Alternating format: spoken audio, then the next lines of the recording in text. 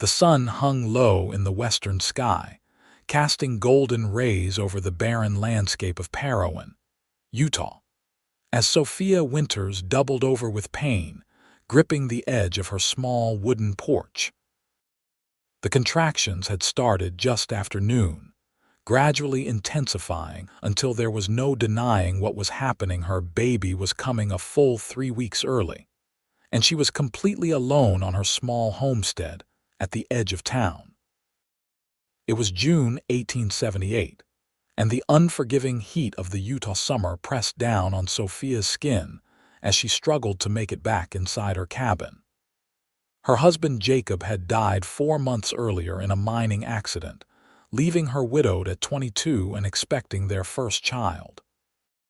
She'd been determined to manage on her own, to honor his memory by keeping their small farm running, but now fear gripped her as tightly as the pain in her abdomen. Sophia cried out as another contraction seized her, forcing her to her knees on the dusty path leading to her door. In the distance, the sound of hoofbeats approached, but she barely registered it through the fog of pain and panic. "Madam, are you all right?"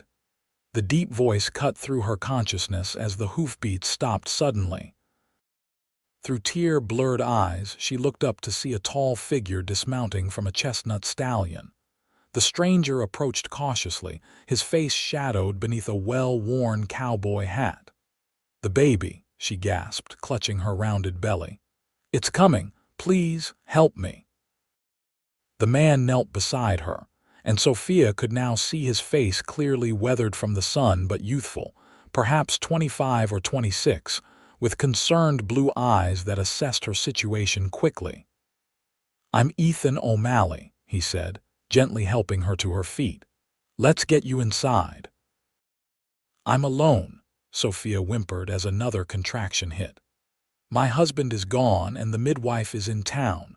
There's no time. I'll stay right here with you," Ethan said firmly, supporting her weight as they moved toward the cabin. "I've helped birth plenty of foals and calves." "Not the same, I know, but you're not alone anymore, Mrs. Winters. Sophia Winters," she managed between breaths. "I can't ask you to. You didn't ask. I'm offering." His voice was steady, calming.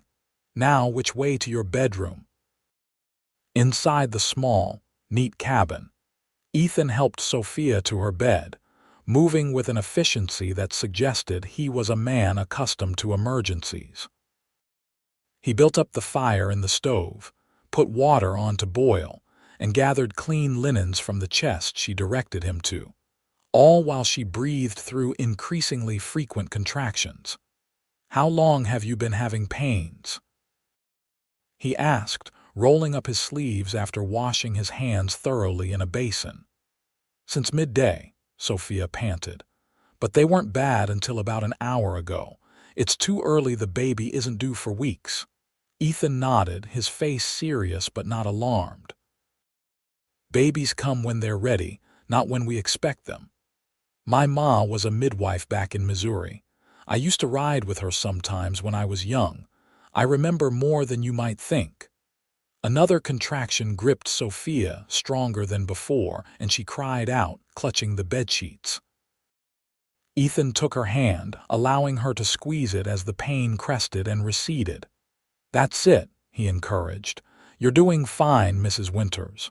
"Sophia," she corrected between breaths.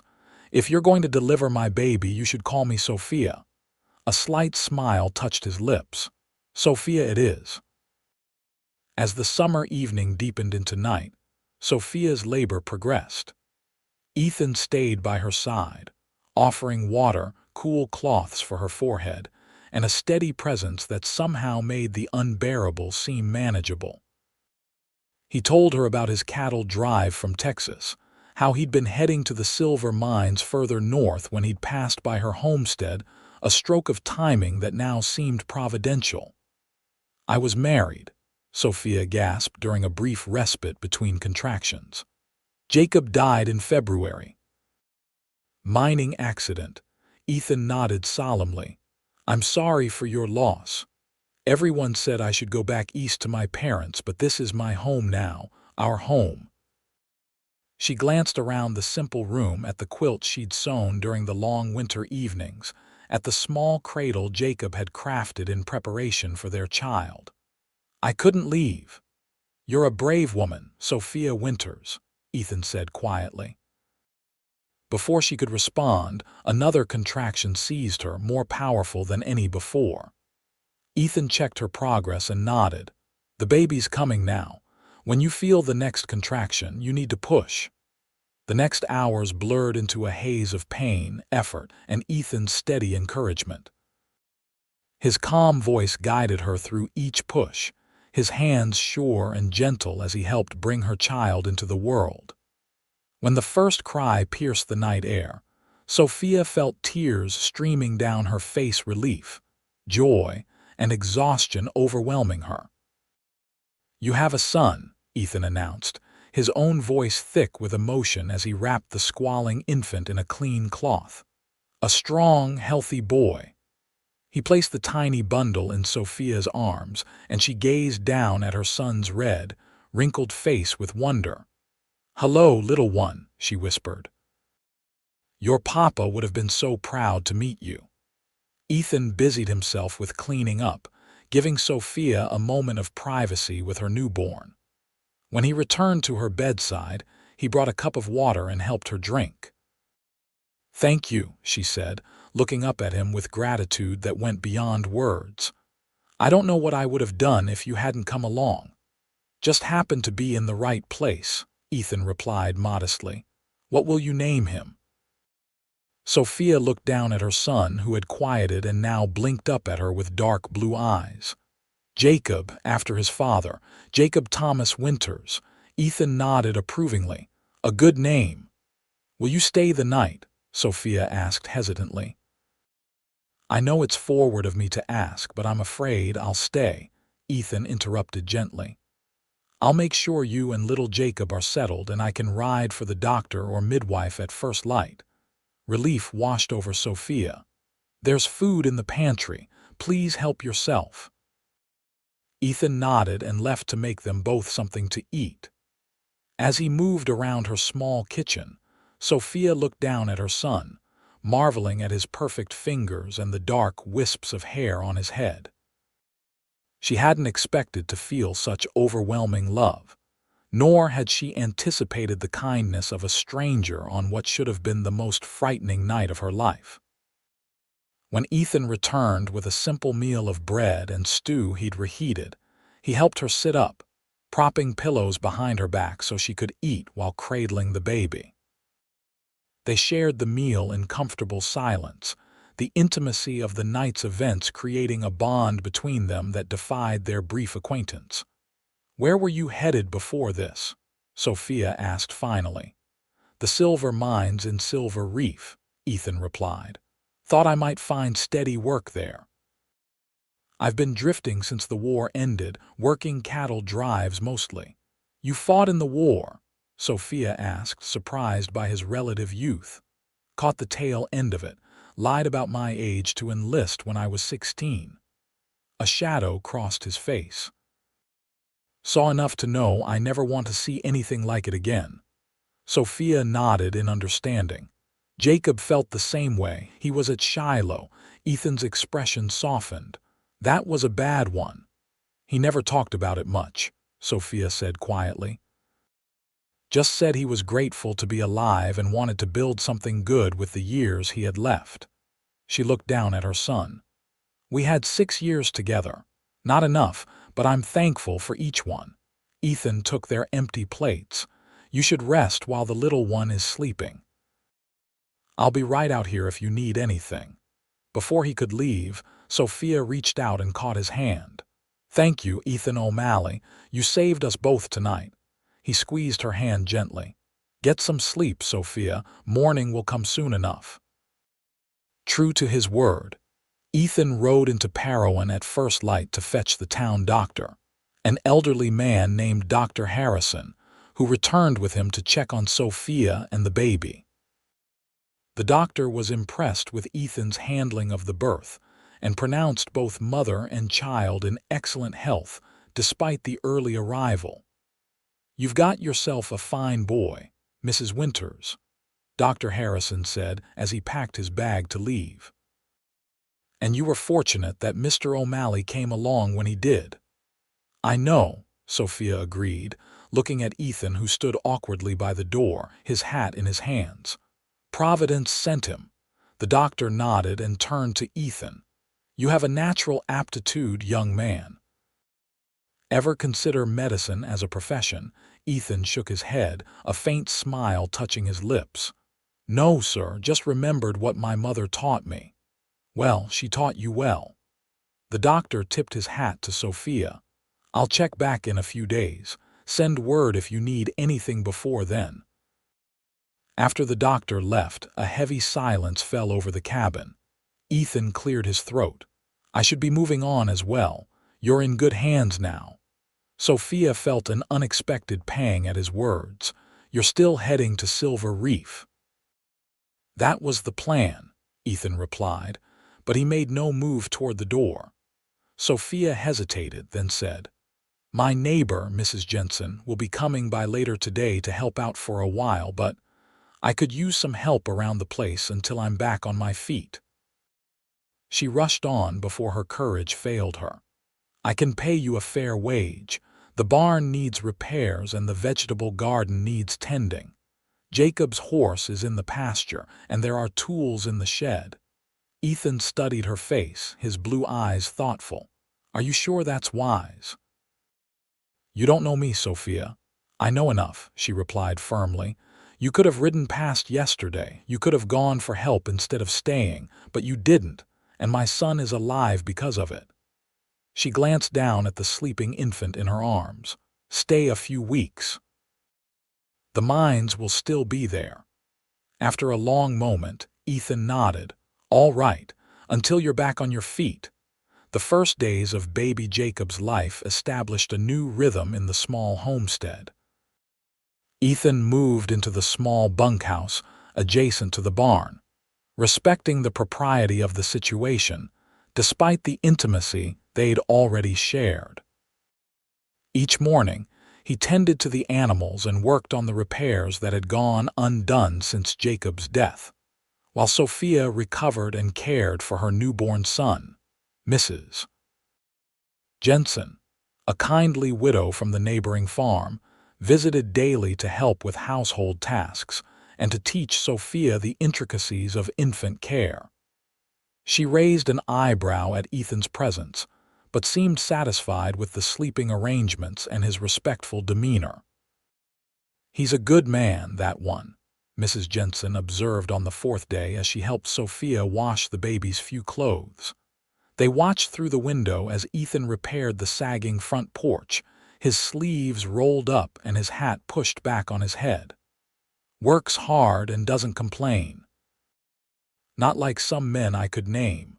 Sophia nodded, feeling a warmth in her cheeks that had nothing to do with the summer heat. He's been a godsend, and not hard to look at either, Mrs. Jensen added with a knowing smile. Martha. Sophia protested, but she couldn't deny the older woman's observation. There was something compelling about Ethan O'Malley, beyond his physical attributes, a quiet strength and decency that drew her to him despite her grief. In the evenings, after Mrs. Jensen had gone home and baby Jacob was asleep in his cradle, Ethan would join Sophia on the porch if she felt up to it, or at her kitchen table if the evening was cool. They talked easily, like old friends rather than new acquaintances, sharing stories of their childhoods and their hopes for the future. Ethan spoke of his family back in Missouri, parents long gone, 2 brothers lost in the war, and a sister married to a farmer in Kansas whom he hadn't seen in years. Sophia told him about growing up in Philadelphia, the daughter of a shopkeeper, and how she'd met Jacob when he came east to visit relatives after the war. He talked about Utah like it was paradise. Sophia recalled with a soft smile. Said the mountains made a man feel small in all the right ways, and the sky was bigger than anywhere else on earth. He wasn't wrong about that, Ethan agreed, glancing up at the vast expanse of stars visible from the porch.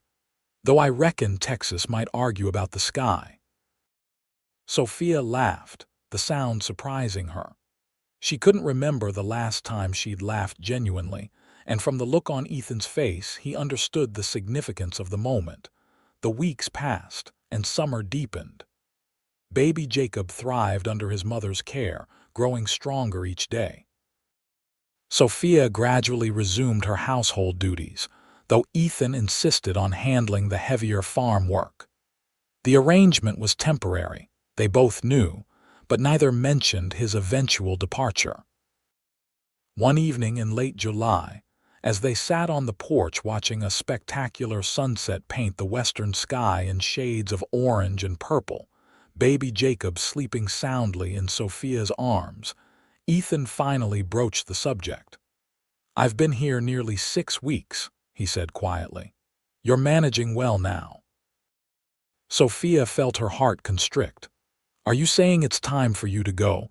Ethan was silent for a long moment, his eyes on the distant mountains. "I should.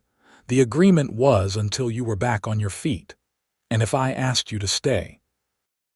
The words left Sophia's lips before she could reconsider them. She felt her cheeks flush but held his gaze steadily. "Why would you ask that?" Ethan's voice was carefully neutral.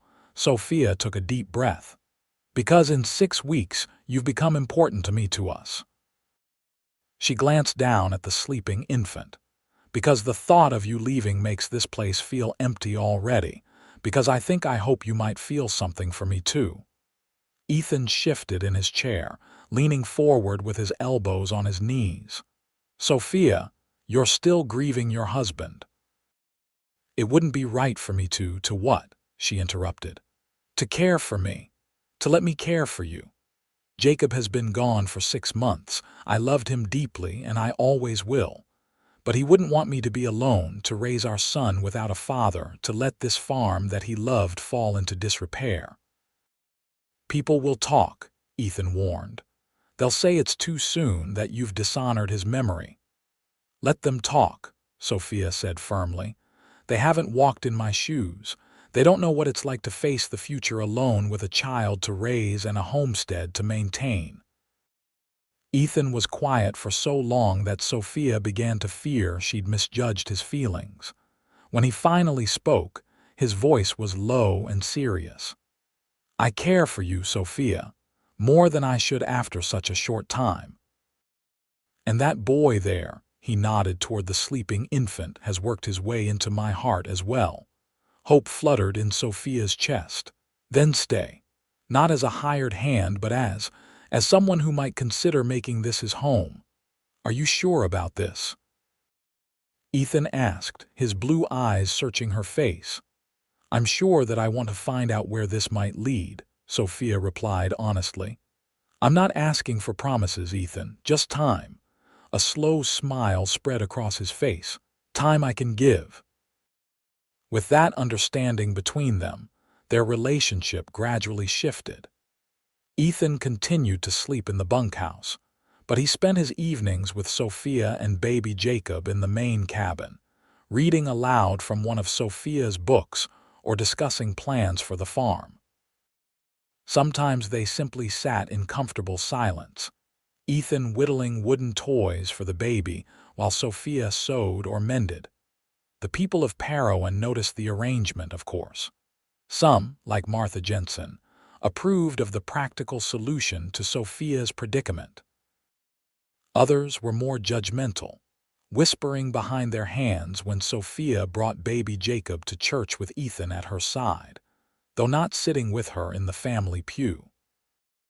"Brother Miller was looking at us like we've committed a mortal sin," Sophia murmured as they walked home from church one Sunday in August.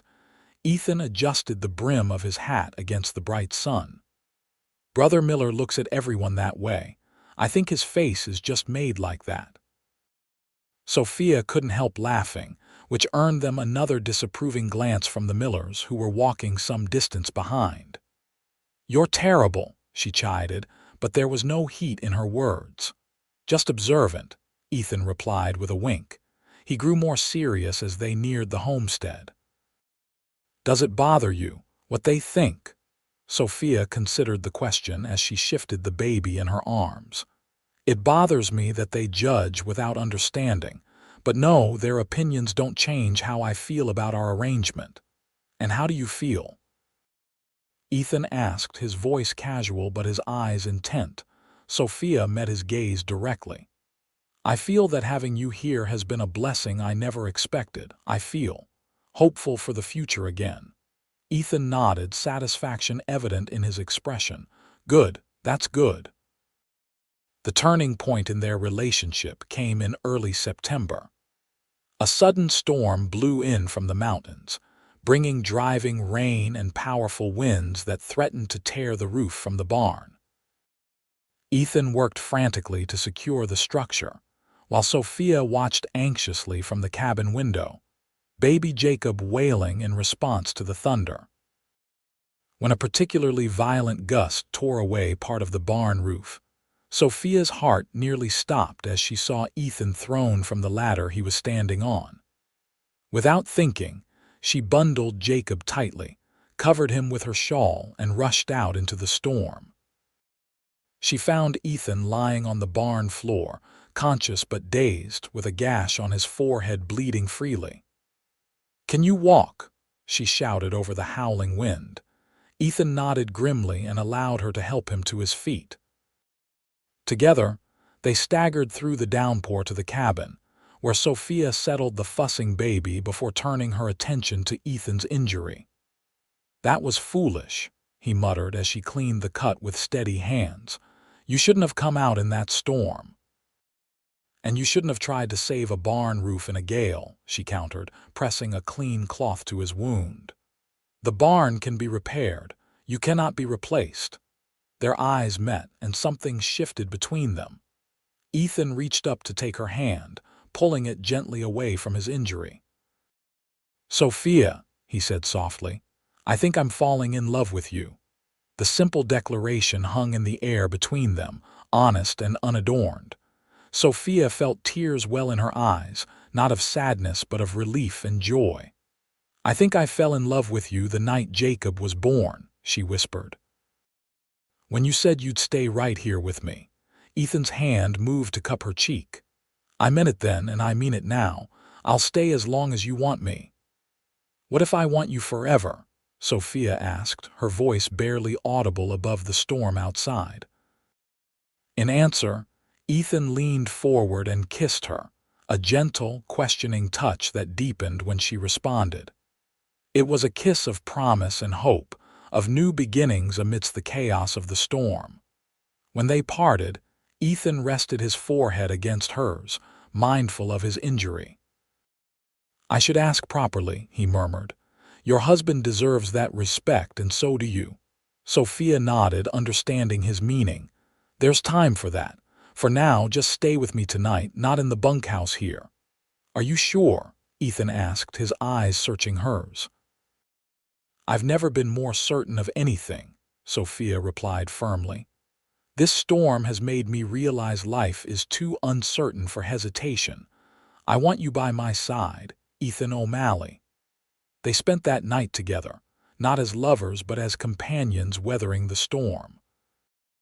Ethan slept on a pallet near the fire, ready to help if baby Jacob woke, while Sophia slept in her bed, comforted by his presence in the cabin. It was a night of transition, marking the beginning of their future together.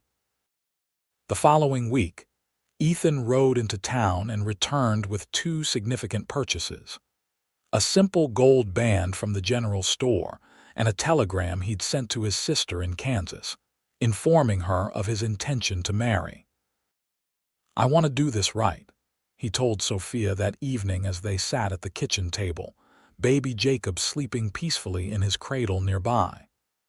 "I know it hasn't been very long since Jacob passed, and I understand if you want to wait." Sophia placed her hand over his. "Life in this territory doesn't always allow for the luxury of proper mourning periods. Jacob would understand that better than anyone." "Still," Ethan insisted, "I want to speak to Reverend Collins, make sure he's willing to marry us. And I think we should put a notice in the paper, Make it official and above board so no one can say we didn't honor your husband's memory." Sophia's heart swelled at his concern for her reputation and for the respect he showed to Jacob's memory. "All right," she agreed. "We'll do it your way." Reverend Collins, a pragmatic man who understood the harsh realities of frontier life, agreed to marry them after a proper engagement period of 3 months. "That will take you to December," he pointed out. "A Christmas wedding would be fitting a celebration of new beginnings." Word of their engagement spread quickly through Parowan. Most of the community responded with understanding, if not outright approval. Martha Jensen was especially supportive, bringing a quilt she'd been working on as an engagement gift. "Every bride should have a new quilt," she declared, presenting the beautiful creation of blue and cream patches to Sophia. "And every child deserves a father who chooses him," she added, with a meaningful glance at baby Jacob, who was now nearly 4 months old and beginning to show his personality curious and determined, with a ready smile for those he knew well. Not everyone was so accepting. The Millers and a few other families made their disapproval known by avoiding Sophia at church functions and declining the invitation to the wedding. Sophia tried not to let it bother her, focusing instead on the future she was building with Ethan and her son. As autumn painted the surrounding mountains with splashes of gold and crimson, Ethan threw himself into preparing the homestead for winter. He repaired the barn roof properly, stocked firewood, and made plans to expand the cabin the following spring to add another bedroom. "I'd like to adopt Jacob legally," he told Sophia one evening as they sat by the fire, the baby playing on a blanket at their feet. "Make him my son in the eyes of the law as well as in my heart." Sophia's eyes filled with tears. "You do that?" "Of course," Ethan replied, as if it were the most natural thing in the world. "I was there when he came into this world. I've watched him grow every day since. He's my son in all the ways that matter already." Sophia moved from her chair to kneel beside him, taking his hands in hers. "You are a remarkable man, Ethan O'Malley." He smiled, a hint of mischief in his blue eyes. "Remember that when winter comes and I'm tracking mud all over your clean floors." As December approached, preparations for the wedding intensified. Sophia sewed a new dress of deep blue wool, and Ethan ordered a proper suit from Salt Lake City. The cabin was cleaned from top to bottom, and Martha Jensen organized a group of women to prepare food for the celebration that would follow the ceremony. 2 weeks before the wedding, a letter arrived from Ethan's sister in Kansas. She expressed her joy at his news and enclosed a small package, a family locket that had belonged to their mother. "For your new bride," the note read. "May she wear it with happiness as mother did." Ethan presented the locket to Sophia that evening. The simple silver oval contained tiny daguerreotypes of Ethan's parents, faded but still discernible. "My sister thought you should have this," he explained as he fastened it around Sophia's neck. "A way of connecting you to the family you haven't met yet." Sophia touched the locket reverently. "It's beautiful. Thank you for sharing this piece of your past with me." "Someday we'll visit them," Ethan promised. "Once Jacob is a little older and travel is easier. I want my sister's children to know their cousin." The thought of expanding their family connections warmed Sophia's heart. Since Jacob's death, her world had contracted to just herself and her son. Now, with Ethan, it was growing again, reaching out to include new relationships and possibilities. The day before the wedding, an unexpected visitor arrived at the homestead. Dr. Harrison came not in his professional capacity, but bearing a gift, a rocking horse he'd carved himself for baby Jacob. "Every boy needs a horse," the elderly doctor declared as he set the beautifully crafted toy on the cabin floor, "even if it's one that doesn't need feeding." "It's wonderful," Sophia exclaimed, genuinely touched by the thoughtful gift. "Thank you, Doctor." Harrison turned to Ethan, extending his hand. "You've done right by them, O'Malley. Jacob Winters was a good man, and I think he'd approve of you taking care of his family." Ethan shook the doctor's hand firmly. "That means a lot, sir. I aim to be worthy of them both." After the doctor left, Sophia found herself emotional, overwhelmed by the support they'd received despite the unconventional timing of their union. "I keep thinking about how different things might have been if you hadn't ridden by that day in June," she said softly. Ethan wrapped his arms around her from behind, resting his chin on the top of her head as they both watched baby Jacob investigating his new rocking horse. "I believe some things are meant to be, Sophia. I wasn't planning to come through Parowan that day. Something just told me to take that route instead of the main road." "Providence," Sophia murmured, leaning back against his solid strength. "Providence," Ethan agreed, pressing a kiss to her hair. Their wedding day dawned clear and cold, the December sky a brilliant blue above the snow-capped mountains. The small church in Parowan was decorated with evergreen boughs and red ribbons for the Christmas season, providing a festive backdrop for the ceremony. Sophia stood at the back of the church, baby Jacob in Martha Jensen's arms, and took a deep breath before walking down the aisle to where Ethan waited. He looked different in his new suit, more formal than she was used to seeing him, but his smile was the same, warm and steady, and just for her. The ceremony was simple and heartfelt. Reverend Collins spoke of new beginnings and God's grace in bringing people together in times of need. Ethan's vows included promises not only to Sophia, but to baby Jacob as well, pledging to be a father who would guide, protect, and love him as his own. When Sophia spoke her vows, her voice was clear and confident.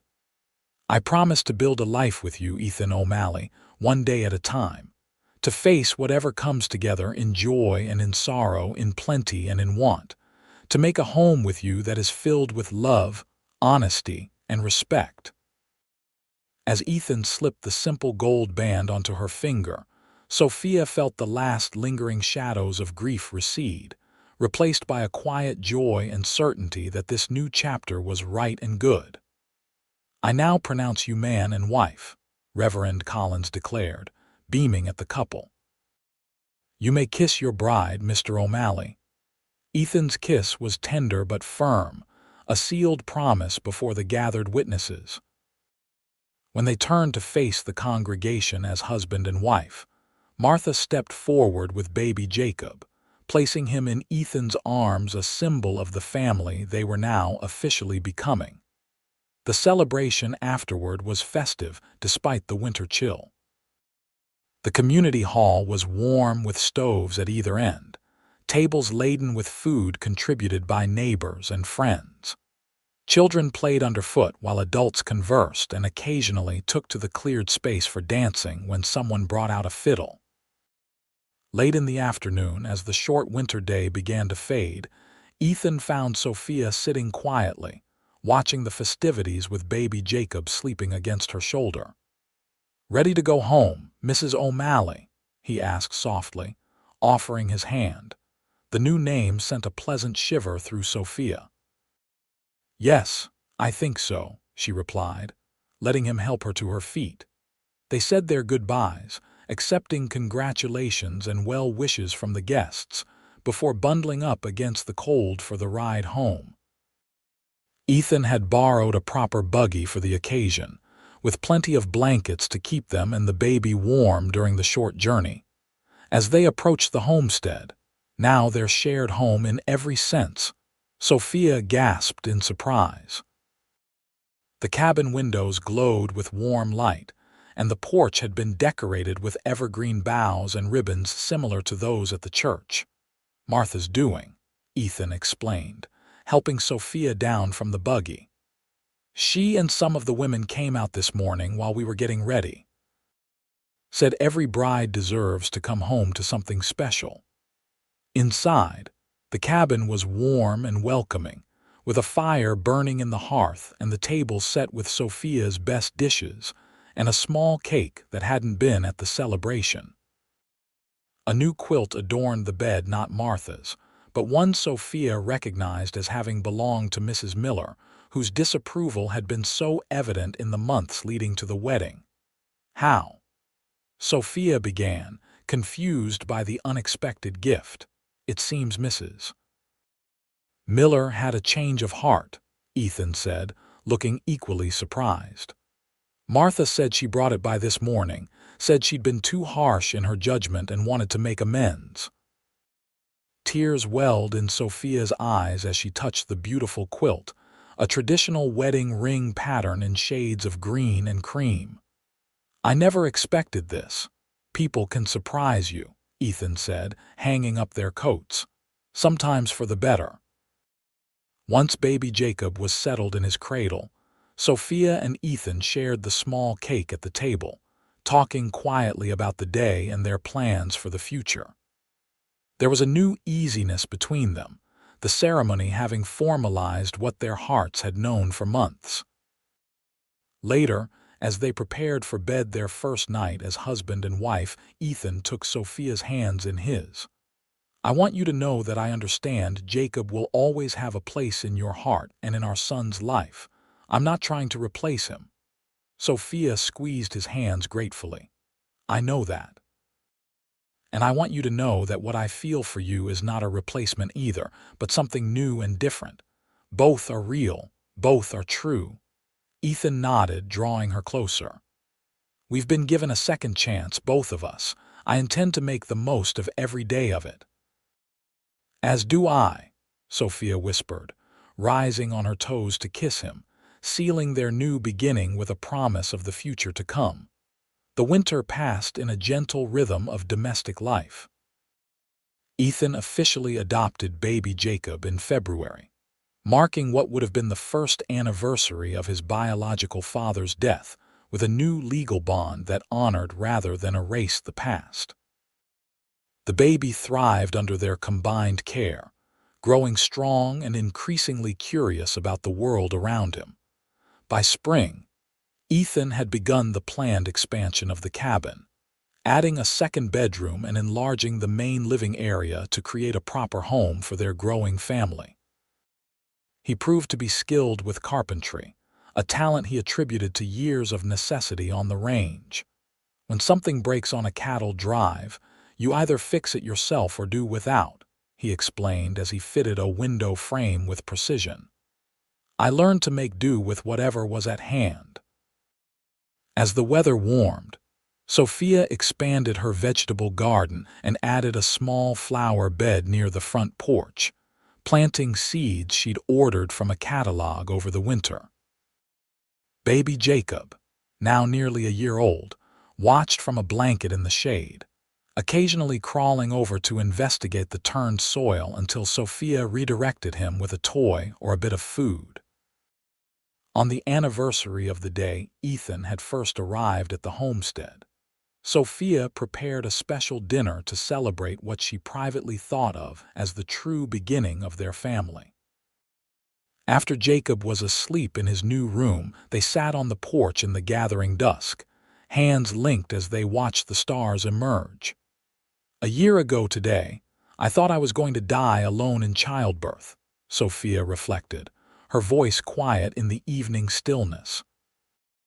"I was so afraid, not just for myself but for my baby." Ethan's thumb traced patterns on the back of her hand, and I was just a drifter with no destination in mind, following whatever trail opened before me. Sophia turned to him, her face softened by the fading light. "Do you ever miss it? The freedom of the open road?" Ethan considered the question seriously, his eyes on the distant mountains. "I miss certain things: the campfires at night, the camaraderie of the trail hands, the satisfaction of completing a long drive. But no, I don't miss the rootlessness of it. I was searching for something without knowing what it was." He brought her hand to his lips. "Turns out I was searching for home." Sophia's heart swelled at his words. "I'm glad you found it here. Ethan smiled, the slow, warm smile that still made her pulse quicken. So am I. In July, as the summer heat shimmered across the Utah landscape, Sophia discovered she was expecting their second child. She shared the news with Ethan one evening as they walked along the creek that bordered their property, baby Jacob toddling between them, each tiny hand held securely by a parent. A baby. Ethan stopped in his tracks, his expression shifting from surprise to joy in an instant. You're sure? Sophia nodded, smiling at his reaction. Dr. Harrison confirmed it yesterday when I went into town. He thinks it will be a February baby. Ethan lifted Jacob into his arms and then wrapped his free arm around Sophia, holding his family close. Another winter baby, he said softly. But this time you won't be alone. No, Sophia agreed, resting her head against his shoulder. This time I'll have you from the beginning. The pregnancy progressed smoothly through the autumn months. Jacob celebrated his first birthday with a small party attended by Martha Jensen and a few other neighbors with young children. He was walking steadily now, a sturdy little boy with dark hair like his mother's and an adventurous spirit that kept both parents constantly vigilant. He's going to be a handful when the new baby comes, Martha predicted as they watched Jacob investigate every corner of the cabin during the party. You'll have your hands full, Sophia. We'll manage, Sophia replied confidently. Ethan is wonderful with him. Indeed, the bond between Ethan and his adopted son had grown stronger with each passing month. Jacob clearly adored his father, following him around the farm whenever possible and erupting in delighted giggles when Ethan tossed him in the air or carried him on his shoulders. In December, they celebrated their first wedding anniversary with a quiet evening at home, exchanging simple gifts they'd made for each other, a carved wooden box from Ethan for Sophia's sewing notions, and a knitted scarf from Sophia for Ethan's winter rides into town. It's not much, Sophia apologized as Ethan wrapped the scarf around his neck. It's perfect, Ethan insisted, pulling her close for a kiss. Made with love, which is all that matters. As winter settled over Parowan, bringing snow and bitter winds, Sophia's pregnancy entered its final weeks. Unlike her first experience, this time she felt prepared and confident, with a husband at her side and the knowledge that she would be attended by Dr. Harrison when the time came. The baby arrived on a clear, cold February morning, after a labor that was mercifully shorter than her first had been. With Ethan holding her hand and Dr. Harrison calmly directing her efforts, Sophia gave birth to a daughter, a small but healthy girl with a dusting of light hair and eyes that promised to be as blue as her father's. She's beautiful, Ethan whispered, cradling the newborn with the same tender confidence he'd shown with Jacob a year and a half earlier. Perfect in every way. Sophia watched them, her heart so full it felt it might burst. What shall we name her? They had discussed various options but hadn't settled on a final choice. Now, looking at his daughter's delicate features, Ethan suggested, "What about Elizabeth, after my mother?" Elizabeth, Sophia repeated, tasting the name. I like that. Elizabeth Martha O'Malley to honor Mrs. Jensen as well. Elizabeth Martha it is, Ethan agreed, placing the baby in Sophia's arms. When Jacob was brought in to meet his sister, his initial reaction was one of suspicious curiosity. He peered at the small bundle in his mother's arms, his brow furrowed in concentration. Baby, Sophia explained simply. This is your sister, Elizabeth. Jacob reached out a tentative finger to touch the infant's cheek, his expression softening into something like wonder when she reflexively turned toward his touch. Baby, he repeated, one of the few words in his growing vocabulary. Ethan lifted Jacob onto the bed to get a better look, keeping a careful hand on him to ensure he didn't accidentally disturb the newborn. That's right, son. She's your baby sister and you're her big brother. That's a very important job." Jacob seemed to consider this seriously, then nodded as if accepting the responsibility. "My baby," he declared with toddler certainty. Sophia and Ethan exchanged amused glances over the children's heads. "Well, that settles that," Ethan chuckled. "He's claimed her." The adjustment to life with two children brought new challenges and joys. Elizabeth proved to be a content baby, easier in temperament than Jacob had been, sleeping for longer stretches and rarely fussing unless she was hungry or uncomfortable. Jacob, now a busy toddler of nearly 20 months, required constant supervision but also showed a surprisingly protective attitude toward his sister. As spring returned to Utah, the O'Malley homestead bloomed with new life and activity.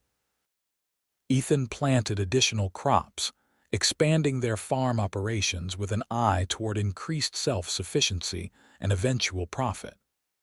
Sophia managed the household and children with growing confidence, finding a rhythm that allowed her to care for both little ones while still maintaining the home. On warm days, she would spread a quilt under the shade of the large oak tree near the house, where Elizabeth could nap safely while Jacob played nearby, and Sophia worked on mending or other tasks that could be done outdoors. Often, Ethan would join them for the midday meal, reporting on his progress with the fields or the animals, discussing plans for the future. One such afternoon in late May, as they sat together on the quilt watching Jacob chase butterflies through the tall grass, Ethan turned to Sophia with a thoughtful expression. "I've been thinking about Jacob's question." "Which one?" Sophia asked with a smile. "He has a new one every day lately." "The one about where he came from," Ethan clarified. "When he's older, we'll need to tell him about his father, his birth father, I mean." Sophia nodded, appreciating Ethan's sensitivity to the subject. "Yes, I want him to know about Jacob. To understand that he was loved from the beginning, by both of you in different ways. I was thinking we might put together a book of sorts," Ethan suggested. "With that photograph you have of him and stories you could write down, so both children will know their history." Touched by his thoughtfulness, Sophia leaned over to kiss him softly. "That's a wonderful idea. We can start it this winter when the farm work slows down." Ethan returned her kiss, then glanced at Elizabeth, who was beginning to stir from her nap. "She has your smile, you know," he observed, gently stroking the baby's cheek. "I noticed it yesterday when you were singing to her." "And Jacob has your stubborn determination," Sophia countered with a laugh. "Have you seen how he keeps trying to climb that fence, no matter how many times we tell him no?" "That's all you, Mrs. O'Malley," Ethan protested good-naturedly. "I'm as compliant as a newborn lamb." Sophia's laugh was louder this time. "Says the man who argued with Reverend Collins for 20 minutes last Sunday about the proper interpretation of that Bible verse." "That wasn't stubbornness, that was theological debate," Ethan maintained with mock seriousness.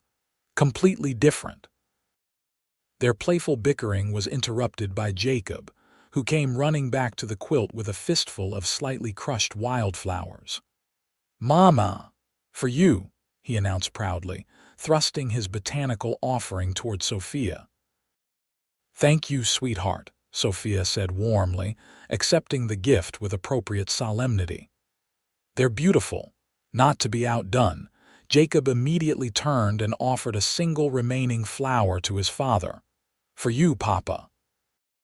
Ethan took the flower with equal seriousness, tucking it behind his ear with a flourish that made Jacob giggle uncontrollably. "How do I look?" he asked, striking a pose. "Silly, Papa," Jacob declared, collapsing onto the quilt in a fit of laughter. As Sophia watched her husband and son, with her daughter beginning to wave her tiny fists in the dappled sunlight, she was struck by a wave of gratitude so intense it brought tears to her eyes. From the darkest moment of her life, alone and afraid with her baby coming early, had emerged this beautiful family, this life full of love and purpose. Ethan caught her eye, somehow sensing her emotion even as he continued to entertain Jacob with increasingly ridiculous poses. Without interrupting the game, he reached out and squeezed her hand briefly, a silent acknowledgement of the journey they'd taken together, and the road that still stretched before them, a future built on a foundation of chance, choice, and unwavering commitment. As the years passed, the O'Malley family continued to grow and thrive on their homestead outside Parowan. Elizabeth was joined by two more siblings, Samuel, born in the spring of 1881, and Abigail, who arrived in the summer of 1884. The farm expanded along with the family, as Ethan's careful management and hard work transformed the once struggling homestead into one of the more prosperous properties in the area. Jacob grew into a thoughtful, responsible young man who shared Ethan's affinity for working the land, but also possessed his biological father's mechanical aptitude. By the time he was 16, he was talking about attending the agricultural college in Logan, a possibility that both worried and delighted Sophia. "He'll be so far away," she fretted one evening as she and Ethan sat on the porch, watching the sunset after the younger children had gone to bed. "It's only for part of the year," Ethan reminded her gently. "And think what he'll learn: new farming techniques, modern equipment, knowledge he can bring back to improve the place when it's eventually his." Sophia nodded, knowing Ethan was right but still finding it difficult to contemplate her firstborn leaving, even temporarily. "It's gone so quickly," she murmured. "It seems like only yesterday he was that tiny baby in my arms, and you were telling me you'd stay right here with me." Ethan took her hand, his fingers interlacing with hers in a gesture that had become as natural as breathing over their years together.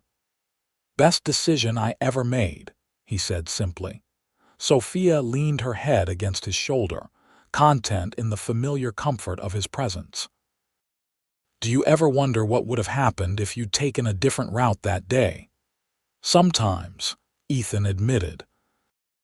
"But then I look at our children, at this home we've built together, and I'm just grateful for whatever twist of fate or divine intervention put me on that particular trail at that particular moment." The summer evening wrapped around them like a familiar blanket, the scent of Sophia's roses climbing the porch trellis, the distant lowing of cattle in the pasture, the soft creaking of their rocking chairs moving in unconscious unison. It was a life neither of them had envisioned before that fateful day in June 1878, yet one neither would trade for all the gold in the territory. "I love you, Ethan O'Malley," Sophia said quietly, the words no less meaningful for having been said thousands of times over their years together. "And I love you, Sophia O'Malley," Ethan replied, raising their joined hands to his lips. "Yesterday, today, and all the tomorrows we'll share." As the first stars appeared in the darkening sky, they remained on the porch, two people who had found each other against all odds and built a life worthy of that miracle, a testament to the power of being in the right place at the right time, and having the courage to say, "I'll stay right here with you."